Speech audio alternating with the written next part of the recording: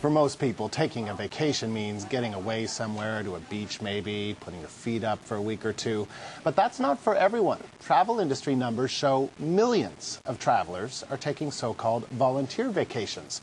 They're building homes, working at orphanages or schools, and coming back feeling refreshed and rewarded. Some call it voluntourism. And as part of our series, Vacation 101, we're taking a closer look at it with Bud Philbrook. He's co-founder and CEO of Global Volunteers, and he's in Minneapolis, Minnesota. So, Phil, why is volunteering abroad such a growing trend? Well, for a number of reasons, Andrew. One is that people want to give back. They want to make a difference in the lives of others and in their own life. And so they decide to volunteer while on vacation. And Bud, what are some of the more interesting volunteer opportunities that your organization offers? Well, we work in 21 countries all over the world. Volunteers can teach conversational English. They can help paint or build community centers, schools, health clinics. They can care for at-risk and vulnerable kids, street kids or children that are in orphanages. And if they have healthcare backgrounds, they can provide healthcare and public health education to children and their parents. And what skills do volunteers need to have before signing up, or do they need any skills? Well, other than the healthcare professionals, who obviously need skills, anyone who's a native English speaker can teach conversational English. Anyone who can wield a paintbrush or pound a hammer can help construct a school. And literally everyone can help care for children who need love, care, attention, and nurturing. And who handles the travel expenses? This is a service program that the volunteers pay to do.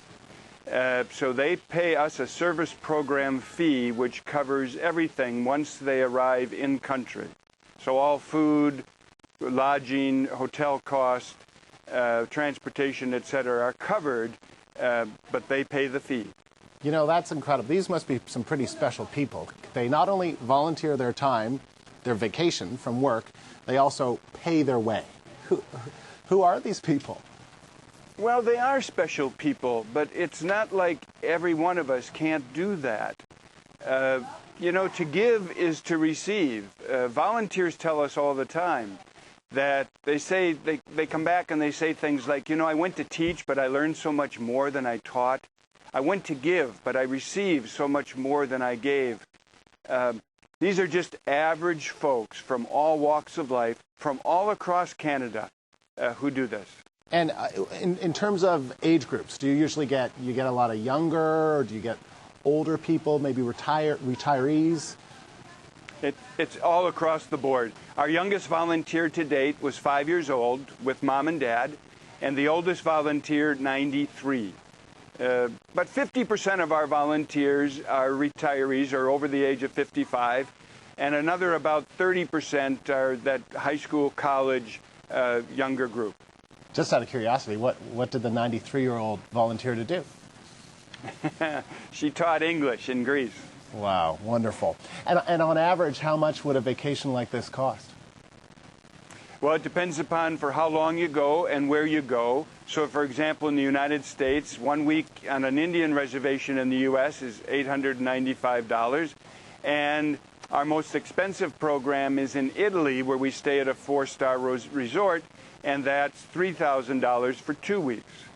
And what do volunteers do at the 4-star resort?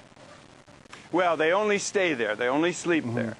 They actually, while they're in southern Italy, they teach conversational English to children in schools, and they also work with kids who are in great need.